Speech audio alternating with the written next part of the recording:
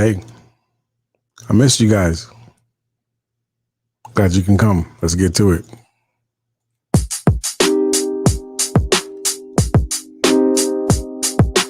Wake up, everybody.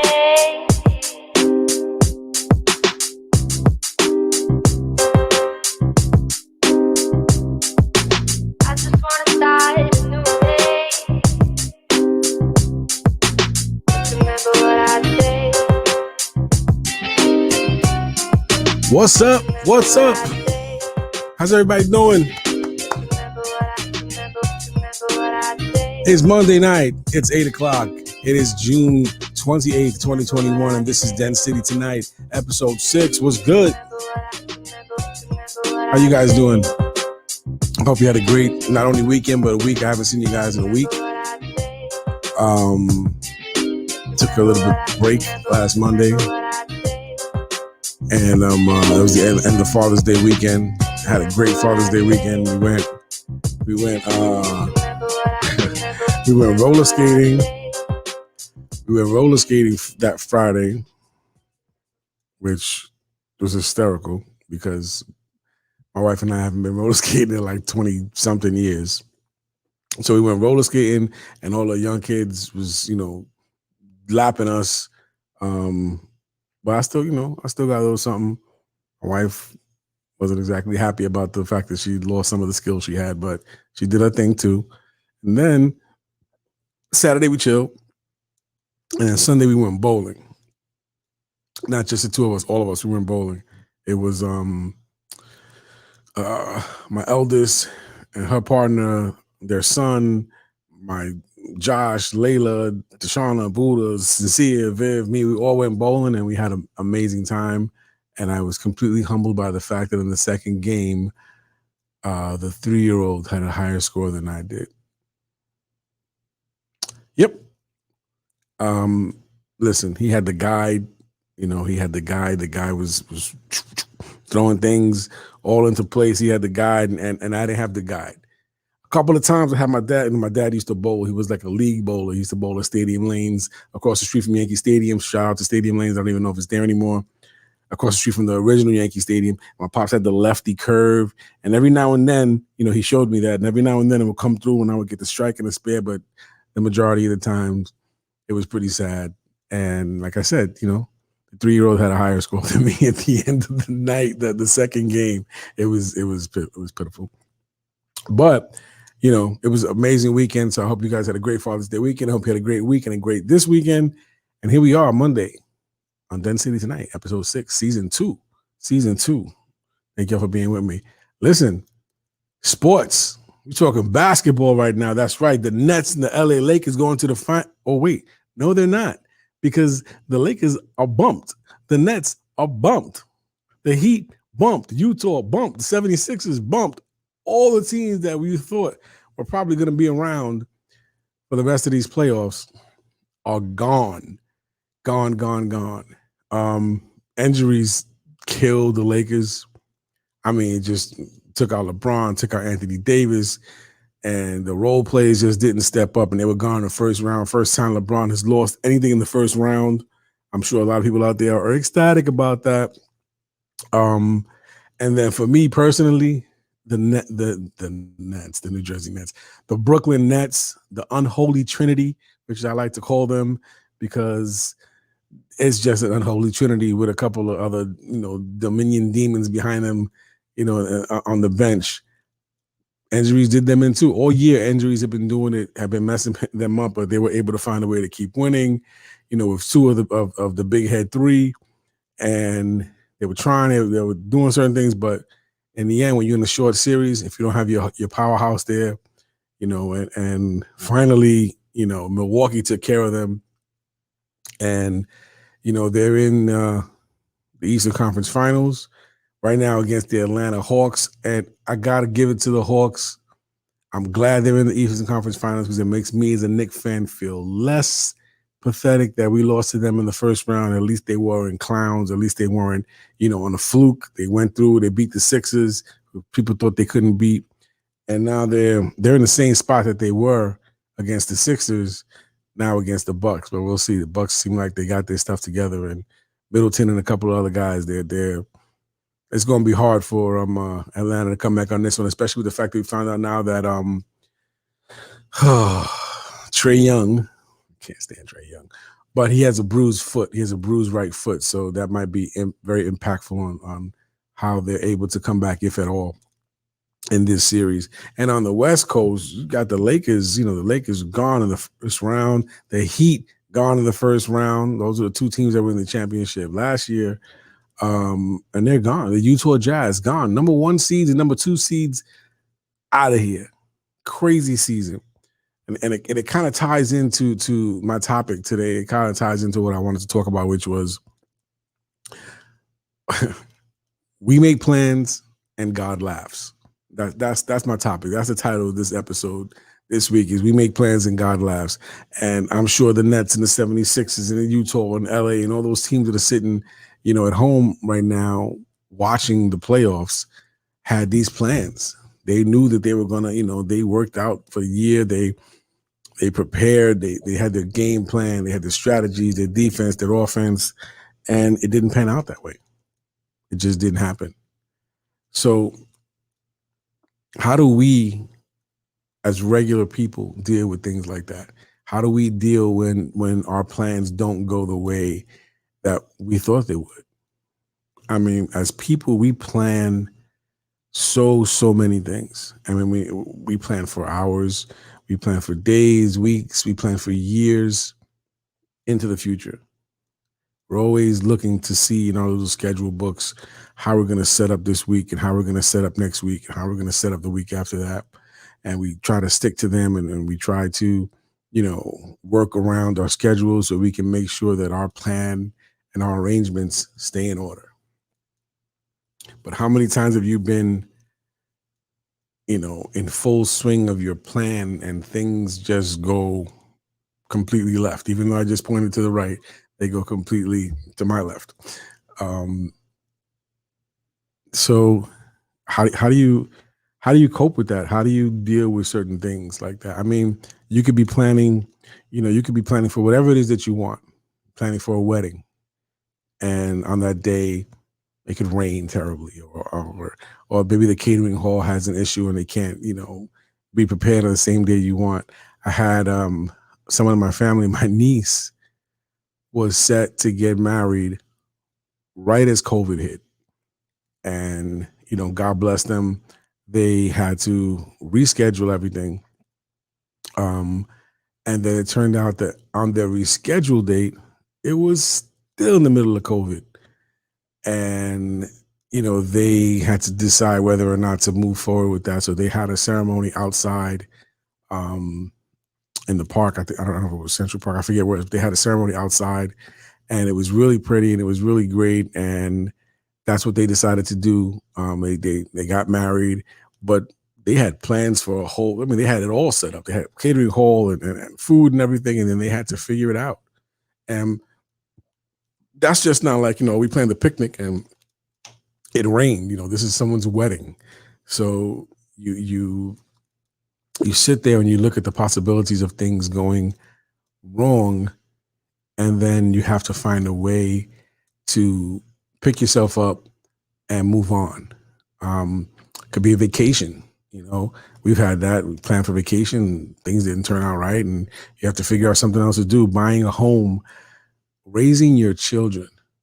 That is probably one of the biggest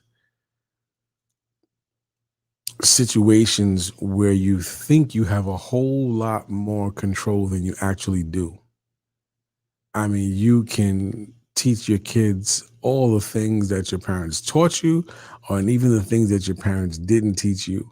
And it doesn't mean that they're going to respond to it or develop the way you think they are.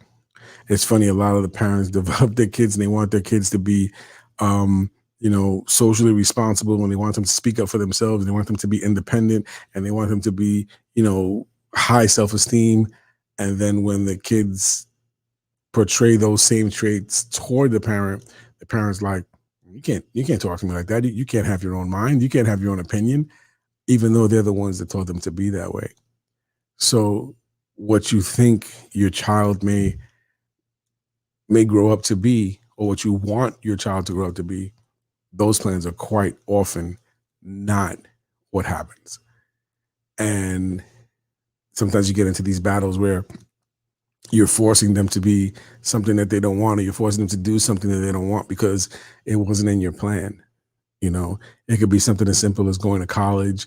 It could be something as difficult that hearing, your son or daughter um, are gay or lesbian, or they don't feel that they, um, what's the word I'm looking for? Because I want to be careful that I don't say the wrong thing.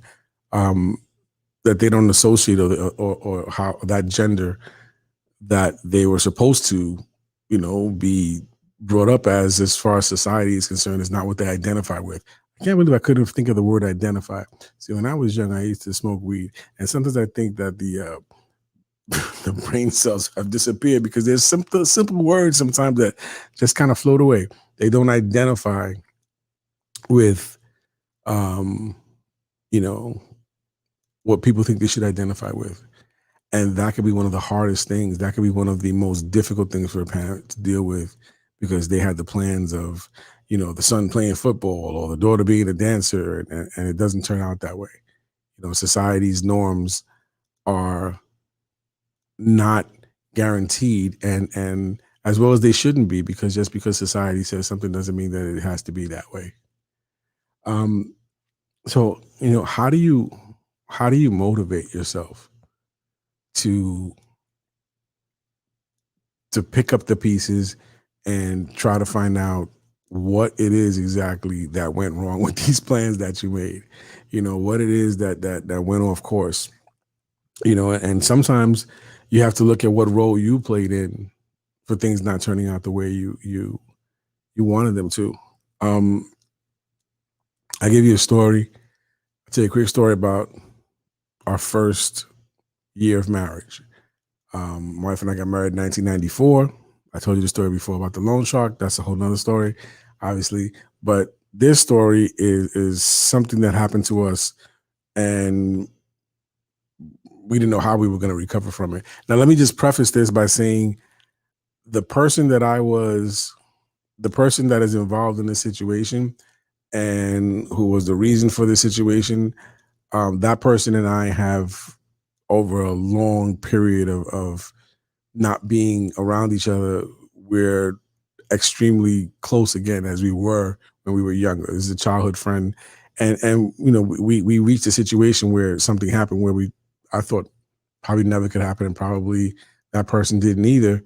And we went our ways, we went our separate ways for many, many years, over 20 years.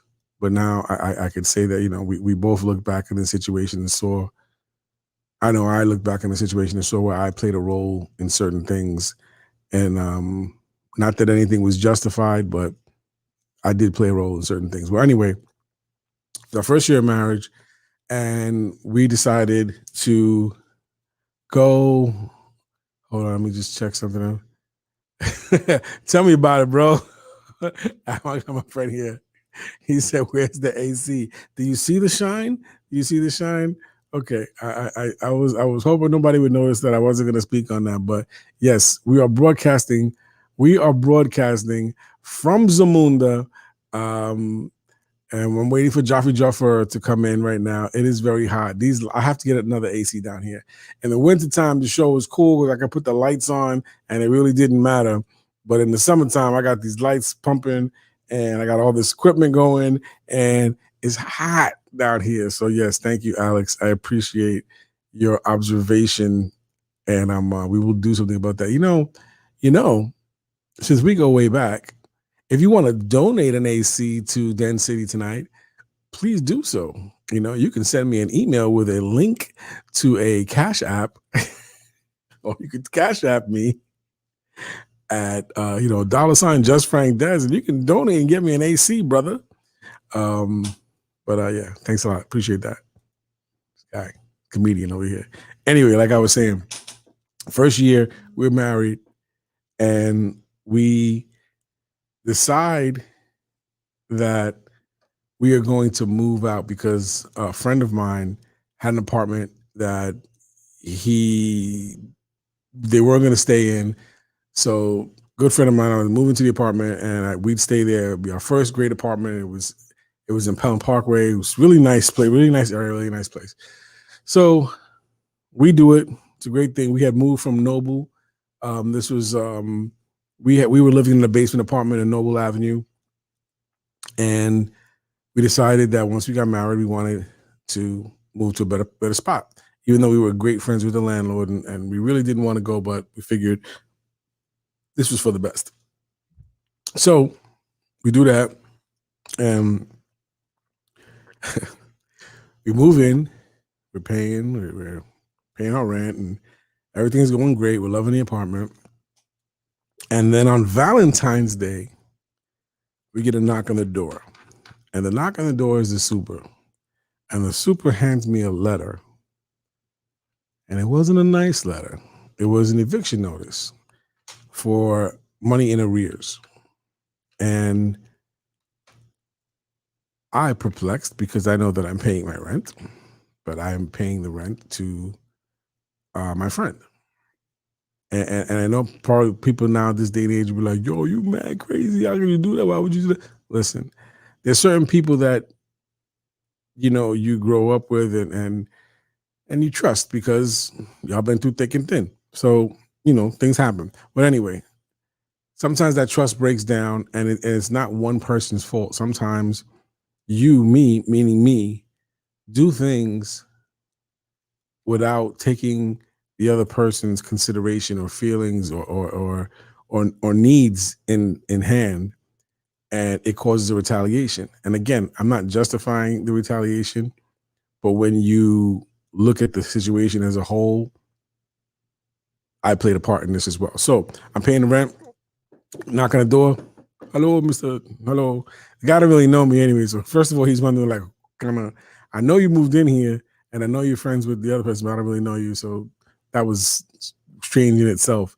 So he gives me the letter and it says, you're in arrears for like $2,000 something dollars or something like that. And keep in mind, this is 1994, 95. So, our rent's already like $400, something like that. And I'm like, what do you mean it's not being paid? What do you mean we're in arrears? What do you mean you handed me an eviction notice? So we're freaking out. It's Valentine's Day. We're about to go plan some stuff. And now we have to deal with the possibility of being put out in the street. And we had to find a way to pay this money back. So long story short, me and the friend confront each other. Actually, we never see each other. For whatever reason, I guess it was God that kept us apart for that moment, because that might have been a really, really ugly scene. We never actually encountered each other after that situation, but I ended up calling the real estate company and working out some sort of deal with the real estate agent for that apartment and was able to stay there. However, we got caught up in a few other things trying to catch up to that bill. And we weren't able to do it. We weren't able to fulfill our end of the deal. So we ended up having to leave. And we didn't have the money put away for a new apartment. So we ended up having to stay in my mother-in-law's house. And, my wife may strangle me sometimes because she says I overshare, but the whole point of this show is to share and to let people know, when you go through stuff, you can bounce back.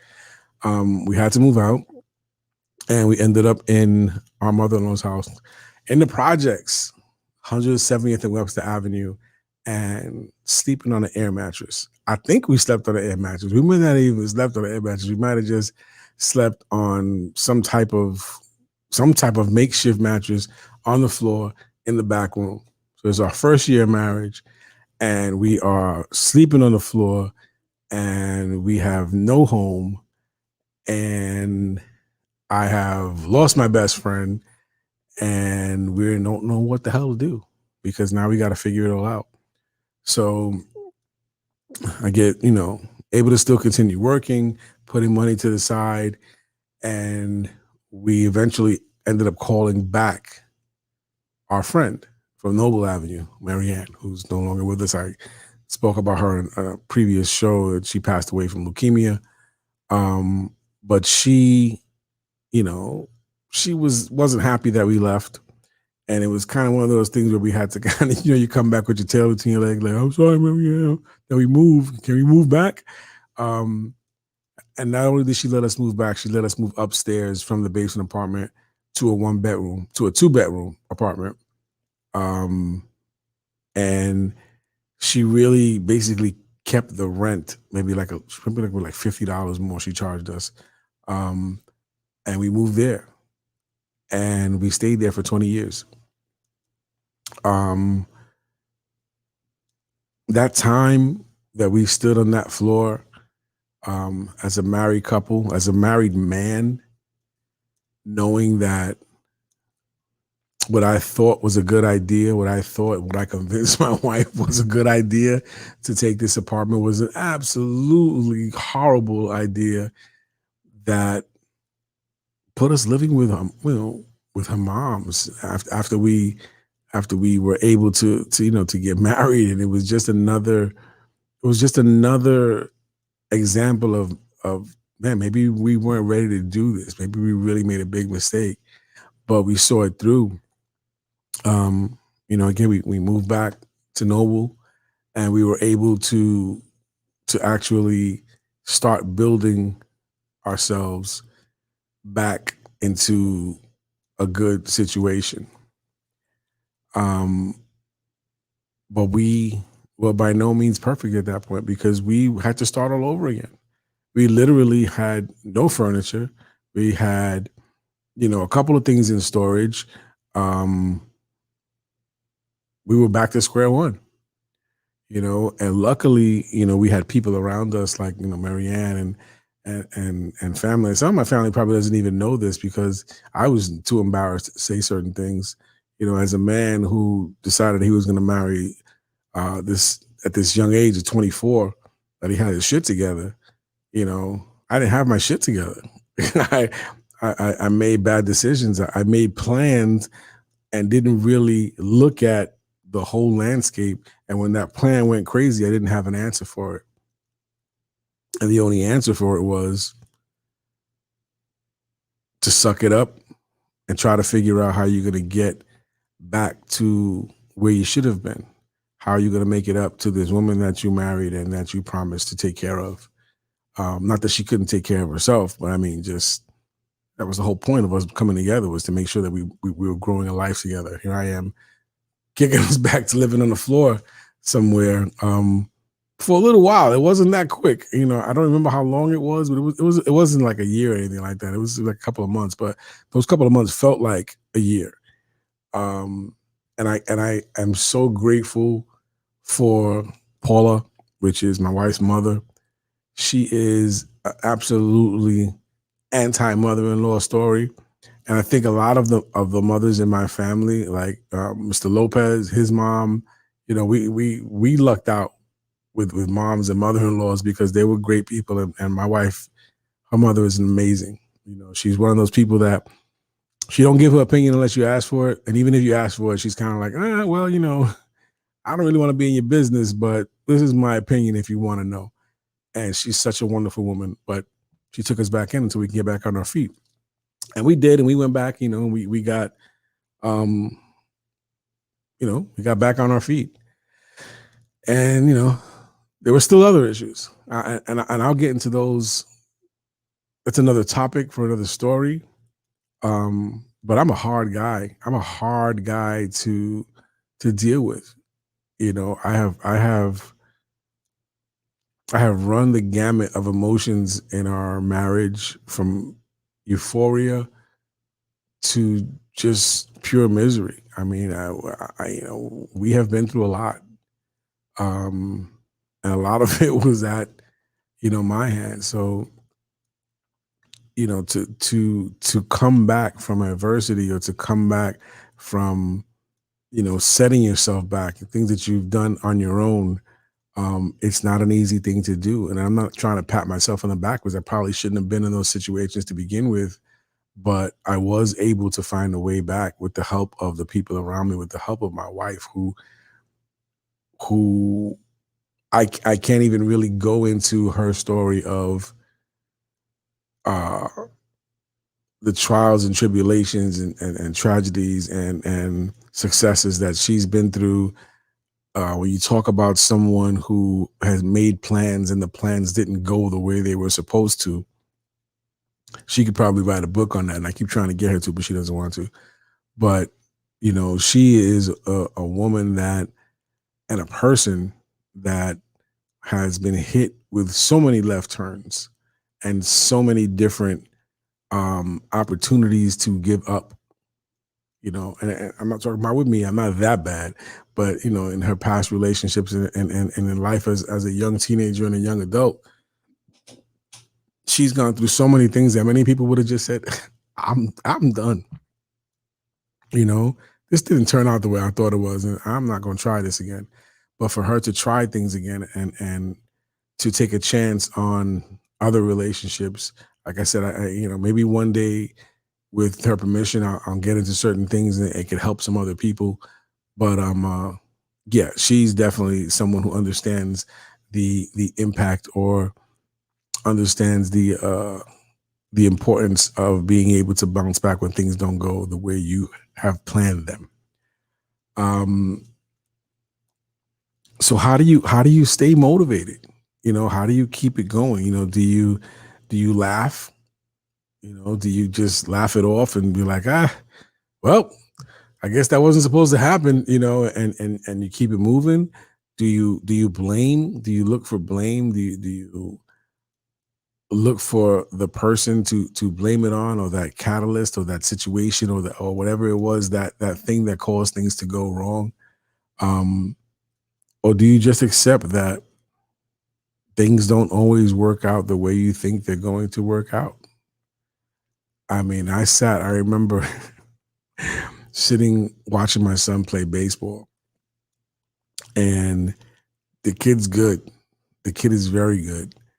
And he had a 10-year career. It's funny because it started at age 7, but he had a 10-year career. He stopped playing at 17. And I used to sit back and always be like, oh, we're going to go here. We're going to, he's going to do this and that and the other. And I think I overplayed him. I think I saturated him with baseball so much that when he got to be 16, 17 years old, he was like, dude, I'm tired. I want to do something different.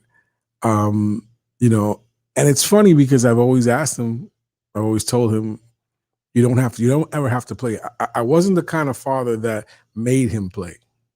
I wasn't one of those fathers that, living vicariously through their kid, and forcing him to be there. We had fun. We had a great time those years that I coached him, and the years that I was on the teams with other coaches.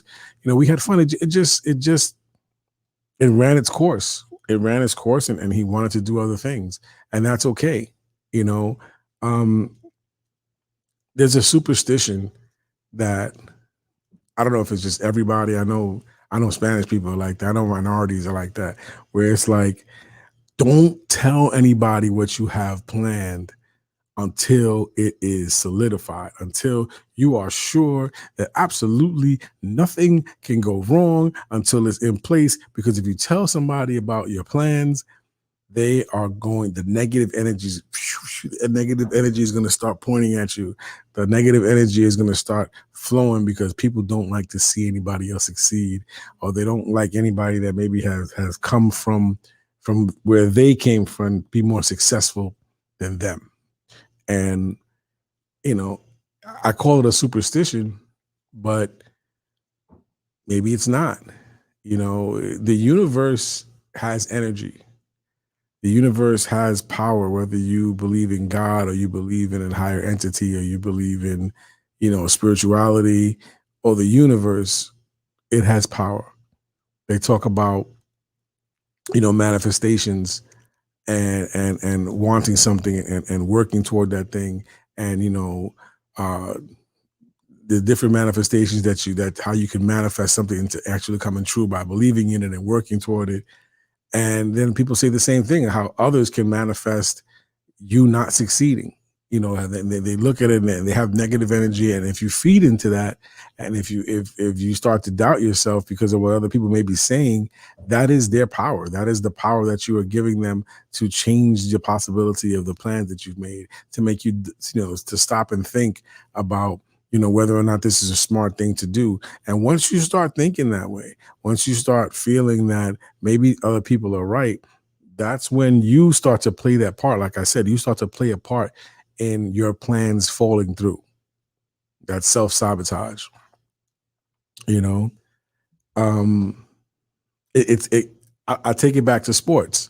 You know how when that momentum changes, and if the first team, they come and they're hitting baskets, they're killing it, they're like 10 points ahead, 15 points ahead, 20 points ahead, and in their mind, they're looking at each other and they're doing the high fives, and they're doing the 3-point, they're doing a 3-point thing to the head, and everybody's going crazy. And then all of a sudden, that other team has that moment where they start to drive and they start to have momentum, and the momentum starts to switch.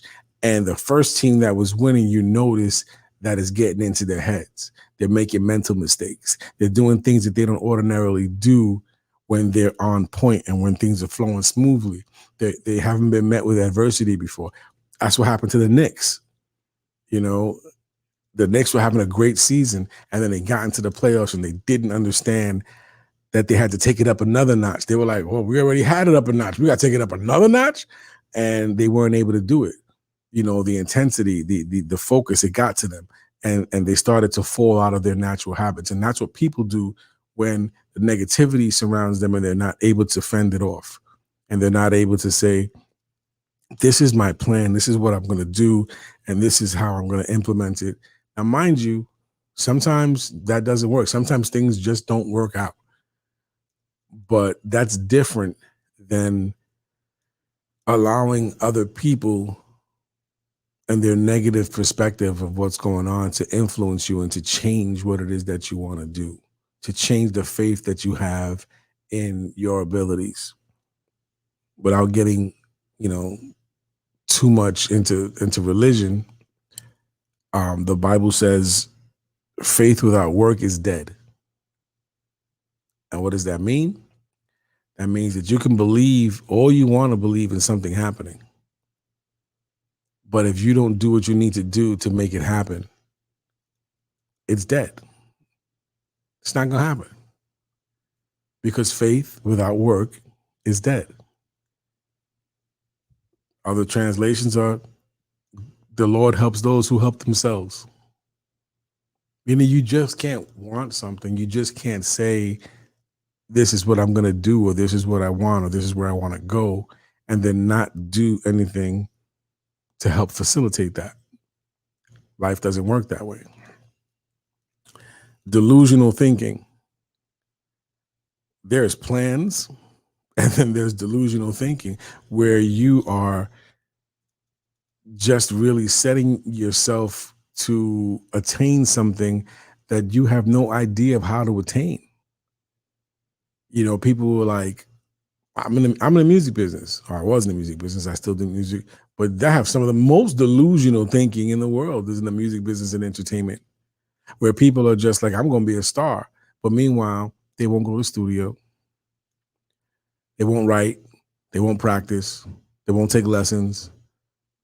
They won't exercise. They won't get up their stamina. They won't do any of the things that you have to do in order to be successful in the entertainment industry, but still they will say, I am a singer, I am an artist, and I'm going to be the biggest artist in the world. You just wait.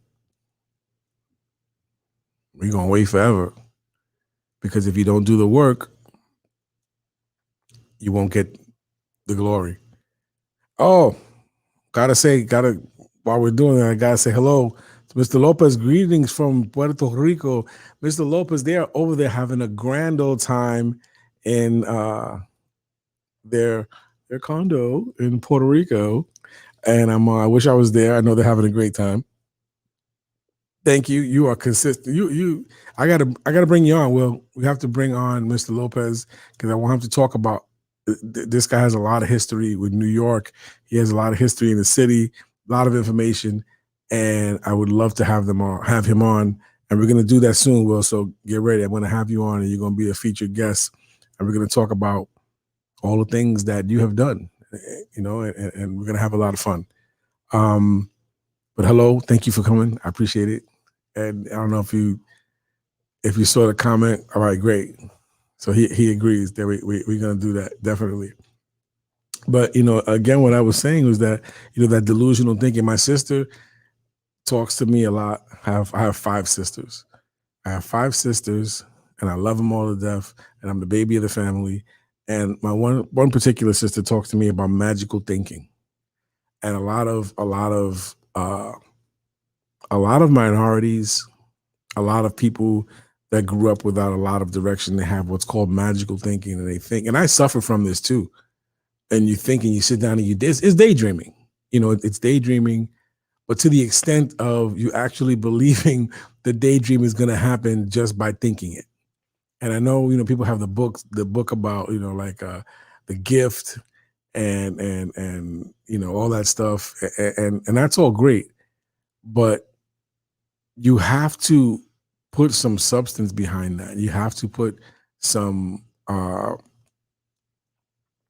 action plan behind your thinking, behind your daydream, behind your dream.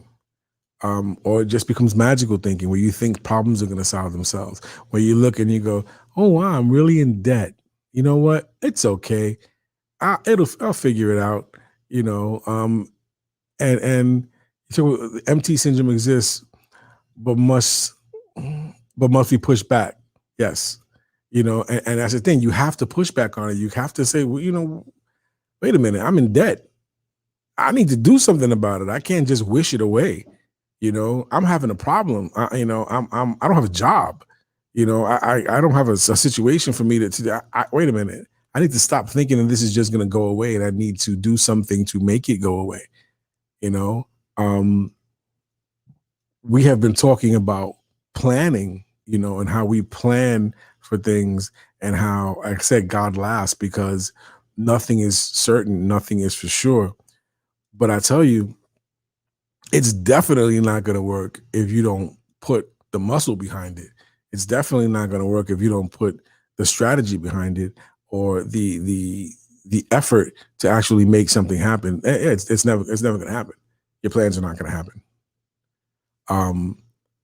So we talked about superstition, and we talked about people feeling, that you shouldn't talk about things before they happen, because the negative energy is going to impact that. But it isn't really that. I think what it is what I was saying, is that the negative energy impacts you. It's not a magical thing. It eats at your insecurities, or your potential insecurities, and it makes you doubt yourself. Hold on. Erica Mosey, Vet, grandkids, Gabriel. Saludos to everybody who's over there having a beautiful time in Puerto Rico. I can't wait till we get to have a chance to go out there and check out the house. I can't wait, but my love to everybody over there. Hope you guys are having a great time. Yeah, so you have to be able to overcome those things. You have to be able to realize that any plans that are set have a possibility of not going the way you thought they were. And if they don't go the way you thought they were, how do you respond? What do you do? How do you fix it? And meanwhile, everything's not fixable. Sometimes you have to change the end goal, because it might not be attainable. That's hard for some people to accept, where you go, oh, it's attainable. Some things aren't attainable. But as long as you are the best you possible, that's all you can really ask for. If the best you is this, then that's the best you. Then you've reached your potential. Maybe you could try to stretch on from there, but the best you is the best you. I mean, it's relative. So, but I can get better. Okay, so then this you is not the best you. If you can still do better than what you're doing now, then this you is not the best you. You get it? You hear what I'm saying? it's like if I could draw this picture a little bit better, then I haven't finished. When I make a song, if it's funny, I point to the back. Like, when I make a song, if this isn't the best version of the song, then it's not the best that I can do. Maybe I can make it better. And if I make it better, then that's the best version. So if you make yourself better, then that's the best version of you. It's ongoing, but there does come a point where you are satisfied as an individual, or maybe you're satisfied to say that I've done my best. I can't do anymore, and I'm satisfied, and I'm okay with where I am at right now. Some people are so focused on what they want to do that they don't even look at what they're doing, and they don't even take the time to accept or the time to really appreciate what it is they're involved in right at the moment, what it is that they're doing right at the moment. So plan if you want. Do the things that you feel you need to do to get the outcome that you want. Plan for your family to be, to hold certain values, to be raised a certain way, to connect with each other the way you think that a family should connect with each other, But keep in mind that it may not happen that way. Keep in mind that with all your plans, it may not happen that way. Steve Harvey said it best. You must go away from your comfort zone in order to succeed. Folks need to go beyond that. You're absolutely right. You're absolutely right. And like I said, that's why I said that the key for me is being the best you, not the best him or the best her or the best my brother or sister, the best me. And you do have to go outside of your comfort zone in order to do that. And that's why sometimes it's good when plans don't always work out exactly as you see them working out, because then it forces you to do something different. It forces you to respond. It forces you to overcome whatever obstacle has just been put in your way because of the fact that it didn't go as planned. I've always stayed positive when the shit hit the fan. What's that saying about plans? Then life happens. I love you too, sis. That's one of my sisters. I got 5 sisters. I got a whole audience right there, just my family. It's a beautiful thing. But yeah, we make plans and God laughs. So you have to be able to respond to that. You got to be able to.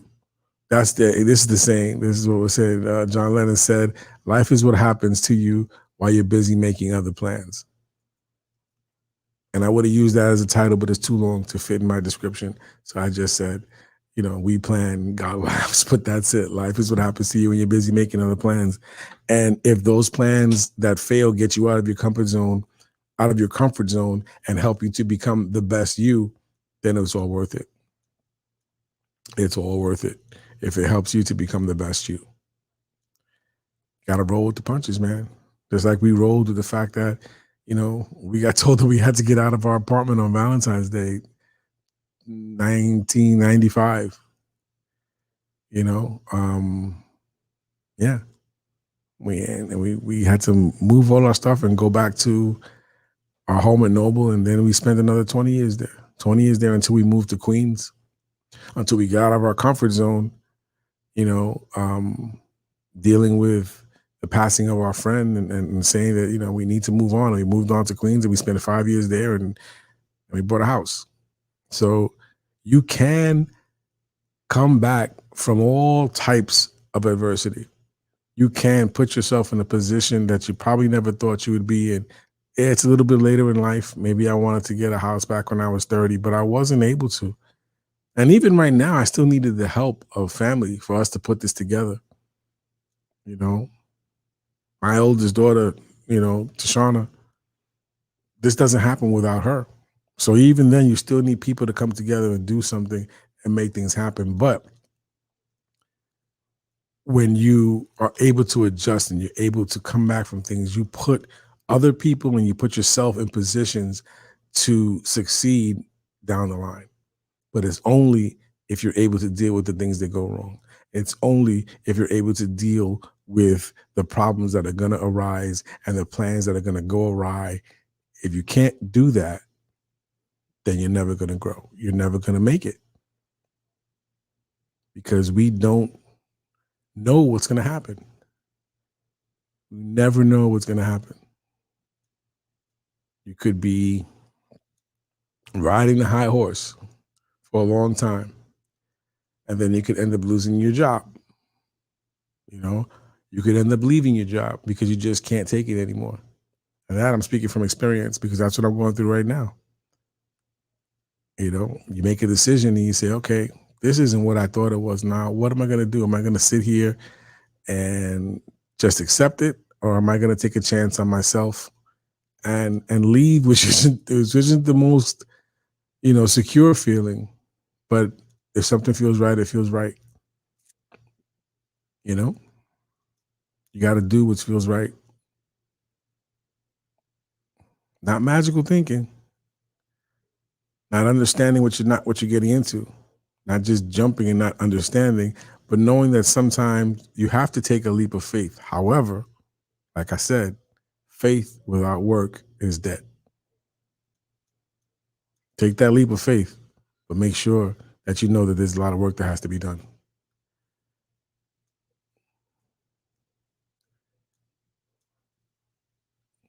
He says, if and when we get to talk, I'm definitely interested in discussing not only the past, but even now at this stage of my life, we took a chance, and that significance in investing on the island where our families come from.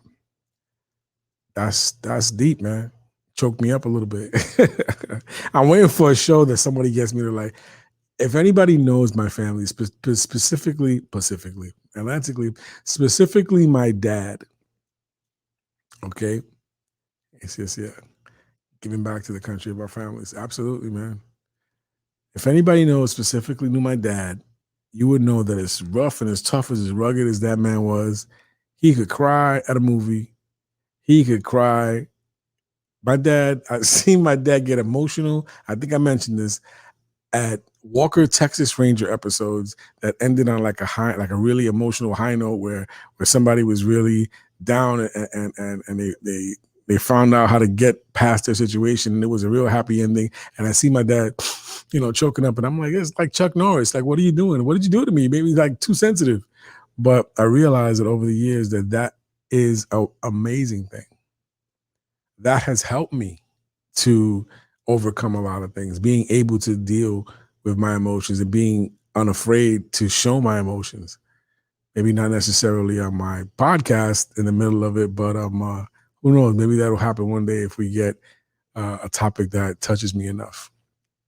But I know whenever this guy talks, this man, Mr. Lopez, who's been in my life since I was 3 years old, he always kind of finds a way to tug at the heartstrings. So thanks a lot, Will. But that's it, people. We plan. Hold on. And coincidentally, at the Pueblo of Howard area, I got to find out more, man.